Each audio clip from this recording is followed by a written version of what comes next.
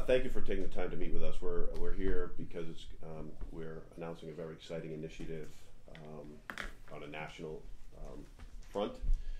We actually will be one of 3 pilot sites for the Laura and John Arnold Foundation for this Data-Driven Justice Initiative. Lynn can tell you a little bit about the other 2 sites, how this came to be. Was it June or July of 2016? June, I was presenting at the White House. There was a panel discussion about incarcerated populations and disabilities with regard to that population. One of the disabilities that we don't, we know is part of it, but we don't think of it as a disability is people with mental health issues. So I was there to speak about the issue of mental health in corrections and its impact on individuals in our society and our facilities as well. At that time, I was on the panel with a gentleman by the name of David Wilkinson, who was from the White House Office of Innovation. He had told me that they were beginning a data-driven justice initiative. We have been very data-driven since I've become sheriff in our office, so it was something immediately I was interested in participating in. It seemed like it was going to be a great program, so I immediately said, how can we begin to get involved? And the next day, I think we had signed up. From that, at a later point, there was an interest in getting other law enforcement to sign up, whether they be sheriffs or police departments. So we undertook in Middlesex County to reach out to our 54 cities and towns, our police chiefs, to say, are you interested in participating in this program? And it was pretty new at the time. There wasn't a lot out there at all. No one really knew exactly what it was. But I think it was a matter of the relationship maybe we had with the chiefs at that time, but also the leadership we've had in our law enforcement in Middlesex County, knowing that it was to help those with mental health issues and the impact they've had on their communities. We had 21 chiefs sign up immediately onto the initiative, and then we basically, because we didn't have much more to report at that time, we were developing what we were hoping to do. We just kind of let it stand at the 21 or 23 now, I think it is. Now with this announcement, we're going to be joining up as many of the other 54 across the county. And why are we doing this? Let me just give you a couple of statistics. 80% of our population have a self-reported substance use disorder. I believe that number could actually be higher. 42% of new admissions into our facility have to be medically detoxed. About 76% have opioids in their system. 50% of our population have a history of mental health. And when you consider the co-occurrence, which is those that have a mental health issue are also much more likely to have a substance use disorder, 76% of those with a mental health issue also have a substance use disorder. Our health services unit saw 180,000 contacts in 2016. When you think about, say, I don't know what MetroWest would be here, but Lowell General, which is a pretty active hospital, had 100,000 out of their emergency room. So it's a pretty significant and robust place. And I think, and the way that I liken it is, we also knew that the people that we see, as with much of law enforcement, I call them the canaries in the coal mine, because the things that ail society overall manifest themselves in certain populations, our population, to the point where they become highly likely to become incarcerated. So this is an effort to try to turn that trend and to change the status quo that has been existing for a long period of time. We wanted to break that status quo. Let me turn it over to Lynn a little bit to tell you about the Arnold Foundation and how our engagement began on that side too. Great. So I actually started this project when I was in the Obama White House working in the Office of Science and Technology Policy. I worked for the U.S. Chief Technology Officer and really started by talking to about 26 different criminal justice leaders from across the country and asked them what they thought their biggest problem was, where they thought data and technology could be helpful. And far and away, these were folks from 22 different states. We really worked to get a good variety, large, small, middle coasts. This problem of people with mental health ending up in our local criminal justice systems was the biggest problem that they were struggling with. And what we soon came to learn was this is not just a problem that law enforcement and jails are dealing with. This is really kind of an emergency response problem. So as often as law enforcement might get called out, fire and EMT are called out, folks are either ending up in jails and hospitals. And what we started to see was that there was this very small number of folks who we call frequent utilizers who have disproportionately high number of contacts with these multiple systems. So they tend to have multiple complex needs. So mental health, substance use, they often have chronic health problems, so a lot of times they're ending up in the ER not necessarily because of the mental health, although that sometimes drives them there, but because of these health problems. Either homeless or unstably housed. So these are folks who really were cycling through these multiple different systems. The systems don't talk to each other, either human being-wise or from a data perspective. So what we were seeing is people were getting this very fragmented and uncoordinated care.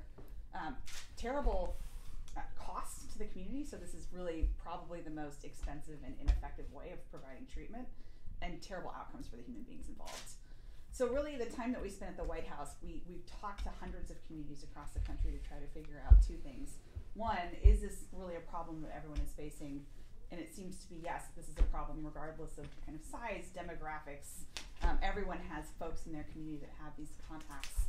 And two, because really what we learned is that there's a tremendous amount of innovation that's happening on the ground in these communities. So this is not a problem that we discovered. This is a problem that communities have known about for a while and have really done a lot of great work to try to figure out how do we solve this problem in a different way. So what we looked at were kind of two key components. Right now what we realize is for most communities, they can only be reactive, which means when someone calls 911, somebody is dispatched, whether it be police or EMT, oftentimes together actually, and the officers or the EMTs have to make a quick assessment on the ground. Is this person who needs to go into the criminal justice system, do they need something else? And if that individual needs to be transported, they can't be left there, the situation can't be stabilized. In most communities, the only options that these folks have is either jail or hospital. But jails and hospitals are very ill-equipped to actually treat these underlying challenges. So I think only about 1% of people with substance use get substance use treatment in jail, which is why the Middlesex Sheriff is such a great example of how you can do it better. And I think it's about either 14 or 16% of folks with mental illness receive any treatment in jail. Hospitals actually aren't that much better. Most hospitals don't have psychiatrists on staff or on call. So folks who are coming into the emergency room are stabilized and are often just kind of released after a pretty short period of time. So we knew that the status quo was not an acceptable shape. So we started to try to figure out what are the different things that we can do and that communities can do to start to solve this problem. And really kind of came up with a couple of different components.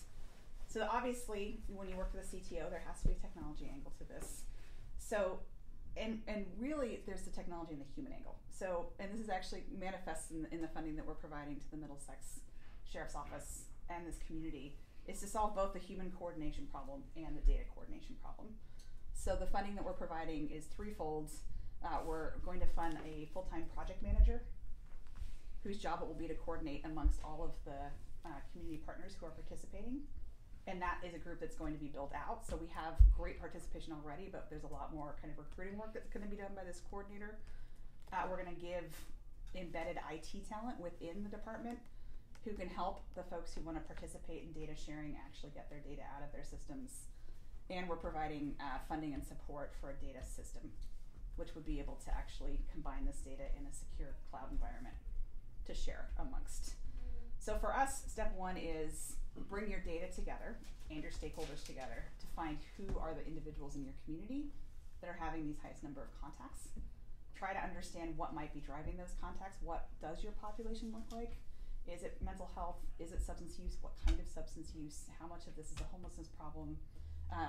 And then try to target your resources towards them so that you can get more preventative. I'm gonna hand it off to Chief Davis in just a minute, but we see this in three different components. There's the immediate emergency response. We think for the foreseeable future, both in Middlesex and really for most of the country, the reality of it is that we're going to be in 911 reactive mode for some time to come. We need to make sure that that everyone is properly trained so that those are safe situations. So that as law enforcement or EMTs respond, the situation can be stabilized safely. And the chief can talk about a really fantastic co-responder model he's put together to help deal with that. In that moment of immediate post-crisis stabilization, somebody needs to go somewhere. What are the actual options besides jail and hospital? Middlesex actually just got a planning grant to build out a crisis restoration center, which is an alternative facility to handle that crisis stabilization. We've seen several of those across the country that have been very successful. They can also help with things like folks who are too intoxicated to be left safely alone, but there's no need to arrest them. So there's a number of different models. So what are the best practices in that? You know, the emergency has been solved, but there's still a moment of crisis that needs to be addressed with treatment. And then finally, we're also funding a number of research projects to try to address the more long-term preventative needs. So what are the interventions? What is the treatment that can be provided to this population? Or the variety of treatments? There's certainly not going to be a one-size-fits-all solution to this problem that will start to give folks the stability and the care that they need so they're not cycling into these emergency systems over and over again. So along with Middlesex, we really wanted to kind of figure out if we can come up with something that works, how do we do it in communities that other communities around the country will look to and say, I see myself in Middlesex, or I see myself in one of these other communities, and I know I can do it because I've seen how they've done it. So we're funding Johnson County, Iowa, which is our smallest community. They have a population of about 120,000. But for a lot of counties across the country are that size and have kind of less resources that they can draw on. So we wanted to see what it would look like in a smaller county. We're funding the city of Long Beach, California, which is a larger, very urban area, which has its own set of challenges. And then Middlesex really, in many respects, kind of covers the full gamut. It's our largest community with about 1.6 million in population, but it's got that combination of urban, suburban, and rural that we think really can serve as a proof point to other communities. And the two key components that we were looking for, aside from this kind of variety for folks to be able to recognize themselves, was strong leadership, and with all due respect to all of our great data system folks over here, not really a lot of data capacity. So one of the things that we've heard from communities is it feels impossible to get from not having anything to actually being able to use data. So we wanted to provide them with the resources to do it so that other communities could say, I understand how I can do this, I see a path forward, and replicate should these projects turn out to be successful, which we're highly confident they will. So, and there was two things I wanted to mention before I turn it over to the chief. One, what happens with a lot of these super utilizers is the fact that they are lost, not just within systems, but on the outside of systems. So they're crossing over many different systems. So one system may know them, or maybe not even necessarily know them. They haven't risen to the point where they're noted because they haven't been identified. And many times they're hitting a lot of different systems, and no one understands that they are these are the super utilizers. So when you consider that this effort will bring together corrections, police, records, first responders, hospitals, community health centers. We might be able to connect with homelessness agencies as well, and even Medicaid, because the coverage of these for this population, as well as the data they can provide, can be very illustrative. So just as a proof of concept, and I know the chief will talk about that, but here's a 4-year span of time in Cambridge. This is one 26-year-old female that has had 28 contacts with, at least 28 contacts with services, so to speak. You got a couple of those? Yeah. So if you take a look, you can really see, I've got one more for you, Jeff, too.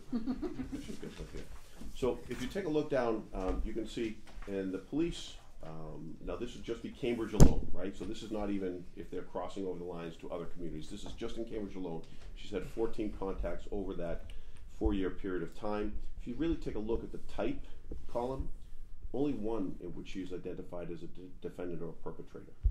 The rest, she's a victim or a witness, which again goes to show people in these types of crisis, modalities are really very highly likely to be victims of crime as opposed to perpetrators of crime. So you can see only one time she's charged with a crime. The rest, she's just involved parties or victims. And then that did not even account for the 14 times she had been treated by first responders for an overdose. Now you can see that this woman, who maybe police had known she was charged once, but they knew generally of, you can see that this is a woman in full-blown crisis, that if we can identify, instead of just dealing with her so many times on overdoses or on law enforcement engagements, maybe we can step forward and address some of her needs and be able to give her the help that she needs. The predominant first stage of this project is to identify those super utilizers through breaking down the silos of systems and creating a commonality so we can identify them across jurisdictional lines, across disciplines. And if we can do that, then we can get them the help that they need. What will then next steps would be the greater collaboration. And we've already got a great platform of collaboration here in Middlesex County already, which is why I think we were chosen.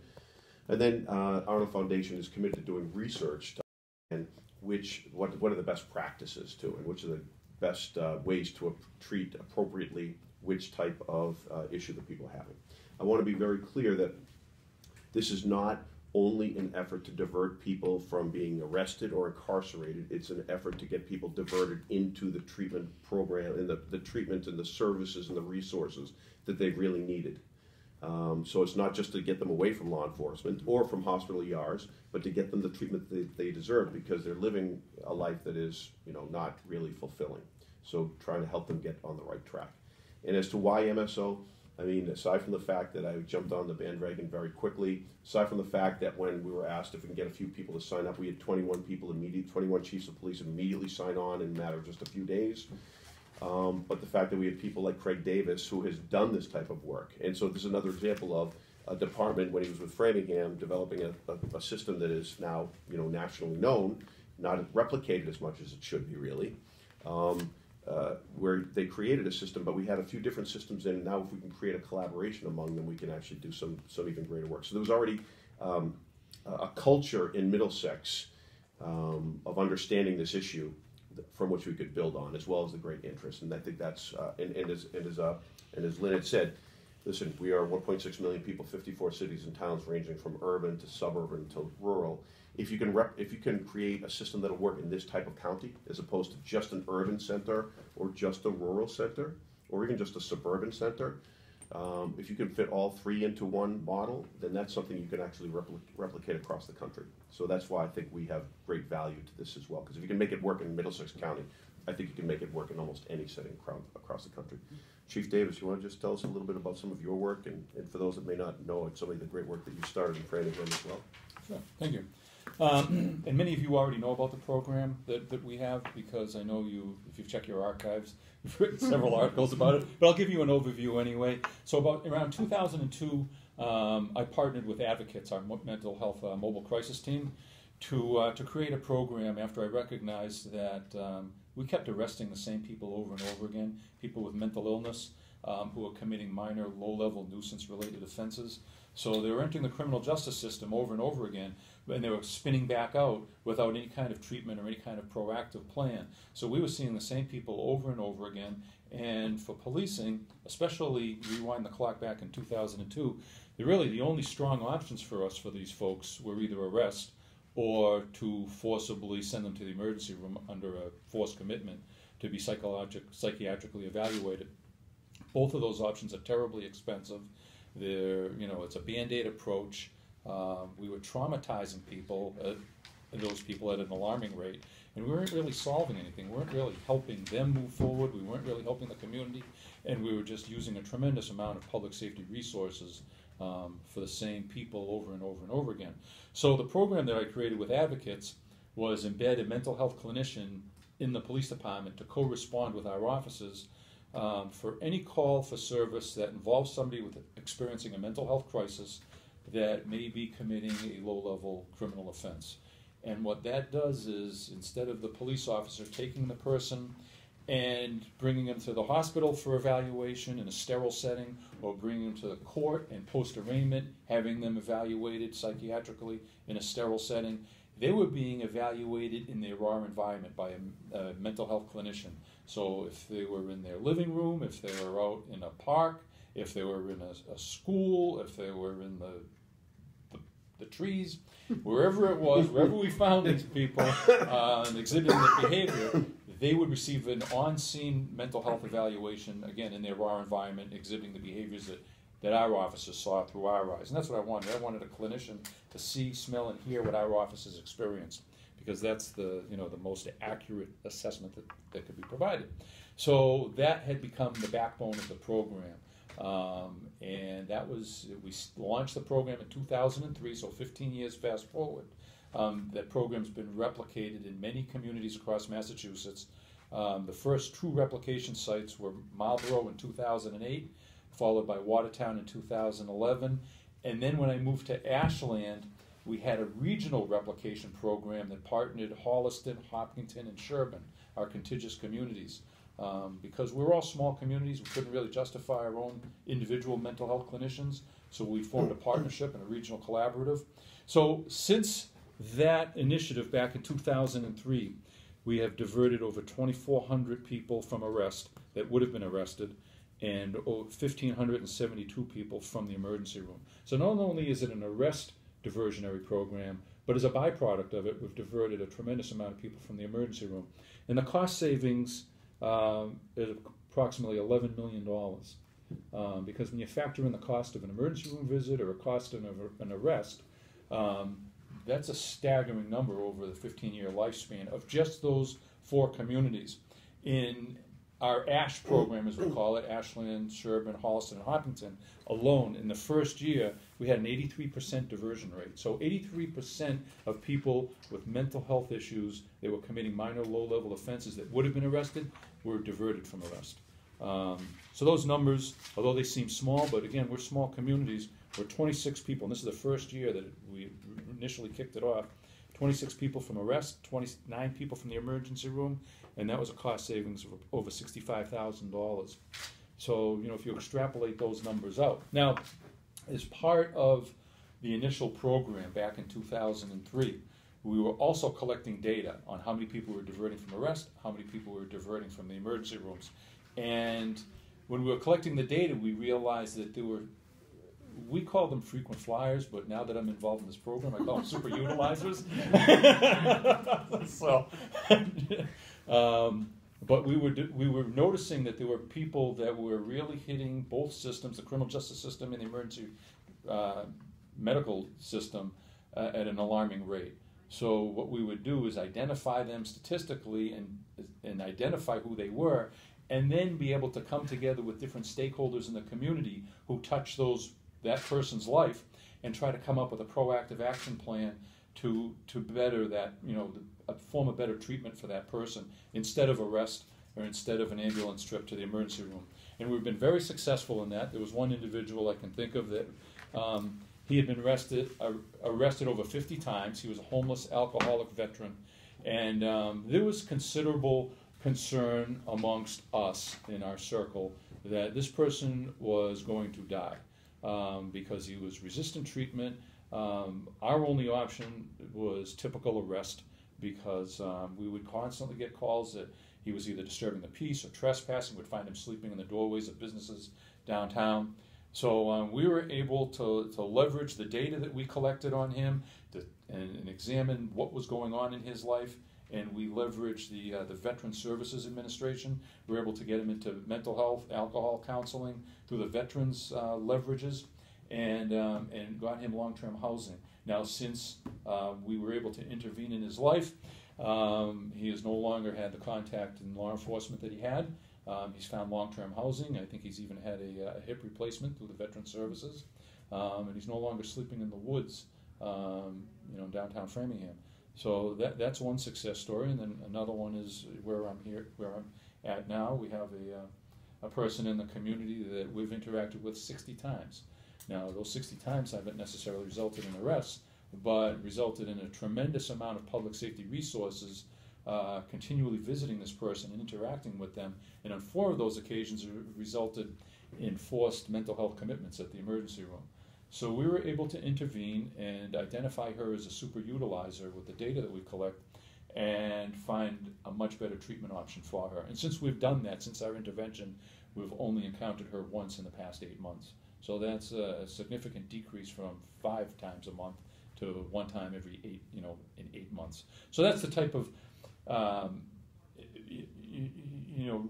guess, interest that brings me to the data-driven justice initiative, is because we can look at the numbers, and not just as a number, but who the people are behind the numbers, and then come up with a proactive treatment strategy to leverage what resources we needed available in our communities to help that person. And we are, when I say we, the police departments are the first point in the intercept model of that person entering the formal criminal justice system. So if we can find a better approach at the very earliest stage at that first point of intercept, the likelihood is reduced that they're going to end up in the sheriff's care and custody I mean, he's doing a wonderful job, but we're trying to reduce his workload on the front end by identifying the super utilizers. And not only that, these folks are typically, they can be of a transient nature. So if we can identify them and share data, we will be able to connect with other communities that have had similar interactions with these people and again, intervene effectively. So I guess that's what led me to the Data-Driven Justice Initiative. Great, and just to give a quick overview of how the data will be used, and just, again, we're at pilot stage, we're just starting this initiative with these 3 communities, so we're in the earliest stages. But our vision, and I think the sheriff's vision and the whole project here, is that the data would be shared amongst police departments to inform their response, but the data would also then go and be combined and shared with healthcare, health, social services, etc. Once the criminal justice data is involved at all with any kind of health or social services data, law enforcement can no longer access this. So this is not about increasing the amount of health data that law enforcement has. This is about actually helping the healthcare systems recognize that these populations have different needs. So one of the things that we learned as we were talking to other communities is that people who have a heavy involvement in the healthcare system, when you add in criminal justice data and you can start to add in the folks who are cycling through the criminal justice system, it's actually a separate population that has different needs. And so really our goal with this is to put both of these folks out of business in terms of having these people come into their systems so that the healthcare system can understand this population better and actually start to devise interventions that are going to be more preventative in nature.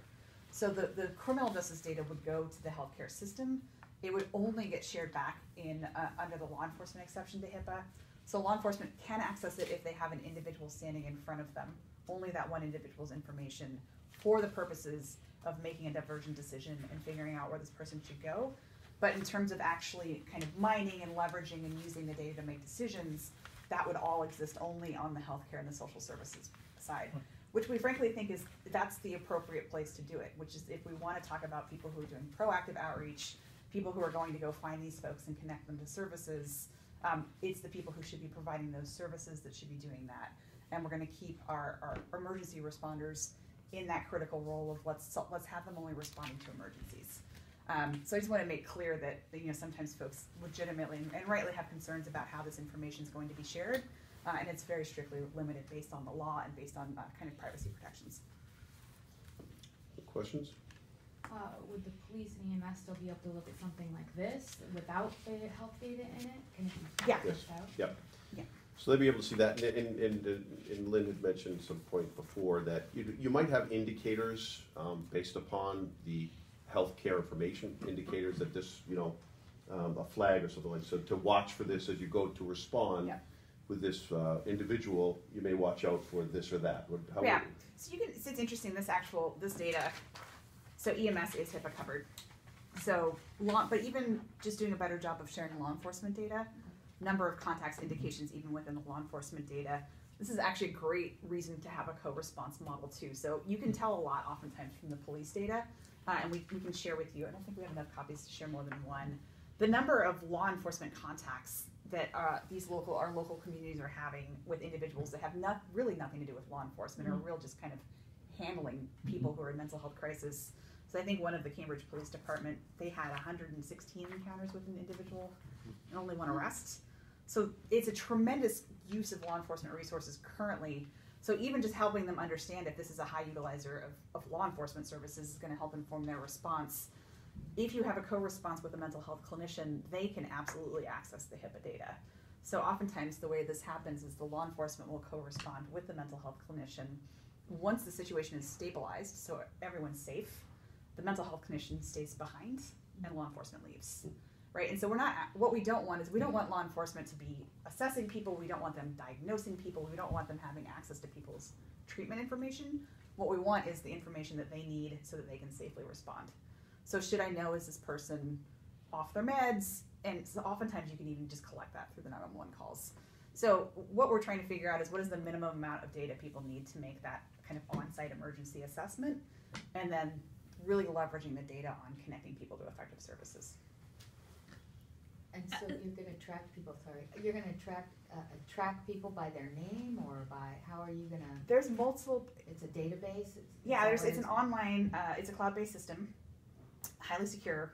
It's got user, and we can connect you with the company that's running it. They have user permissions built in, so they literally, law enforcement couldn't access any data that they weren't entitled to access. They have multivariate name matching, so actually matching by names alone can be really challenging. So they actually have pretty sophisticated algorithmic matching to make sure that you've got the right kind of the same individual. So John Smith in one database is the same as Jay Smith in another database. It's the same as, Jonathan Smith in another database. So, and the thing with what we've realized with this stuff is this really is for the outreach component, like good. We're looking for good right now. I think we're going to be far from perfect for a while, but good is going to be much, much better than what we currently have. So really what we're trying to help communities do is use this data, say these are the people who are most in need. All of the communities that we work with have limited resources. They want to try to be triaging those limited resources to the people who both need them the most and are most likely to actually be benefited from them. So we see this as an ongoing process where we're going to continue to improve the systems, and we're going to continue to use that data to inform which treatments are most effective. As someone who's requested data from police departments and our criminal justice system before, you had to ask for very specific things, or it doesn't look the same, and it doesn't look the same from one department to another department. Is there going to be an implementation of the same data across the board, or is everything going to, like, if you look for this incident, is it going to look the same as when you request from Ashland, as you do from Arlington, as you do from Framingham? Yeah, so this is why, from a funding perspective, we're funding both a data person to be here in Middlesex, and then we have the technology company. Basically, the data will get extracted from the police data systems. They will go into the cloud-based system, and they will be standardized. So you can match more easily across these systems. So everyone can also pull their data back out. So it's everyone owns the data, so no one's giving up control or ownership of their data. It just facilitates the combination and the ability to identify the high utilizers.